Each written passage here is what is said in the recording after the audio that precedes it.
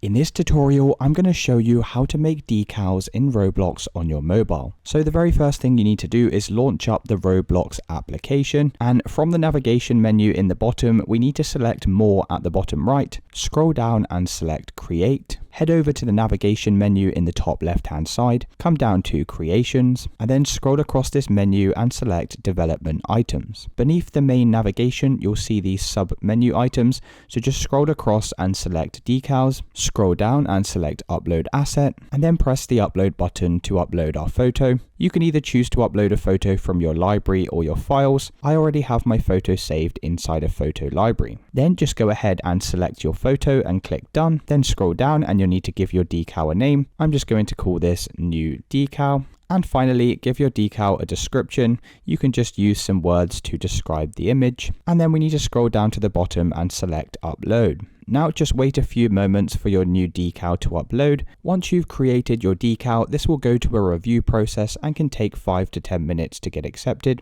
Once your decal has been uploaded, we can select the decal, scroll down and head over to the settings section, and we can select distribute on Creator Store if you want this decal to be available publicly, and then finally scroll down and select save changes. If your decal is stuck on this review page like so, then you may need to force close the application and reload the decal page. So to do that, we can just scroll up on our phone and close the application like so. Then we're going to head back over to the Roblox application, come down to More in the bottom right, come back over to Create, head over to the top left hand navigation, click on Creations, scroll across to Development Items, once again scroll across to Decals, and now you should be able to see your decals in this list down here. Once we've finished creating our decal, we can select these 3 horizontal dots, click on Open Asset Details, and this is going to provide all of the information about our decal. Then head down to the URL section of your web browser, and what you need to do is just copy all of this text like so, and this is going to be your decal link, which you can use for some experiences as a logo,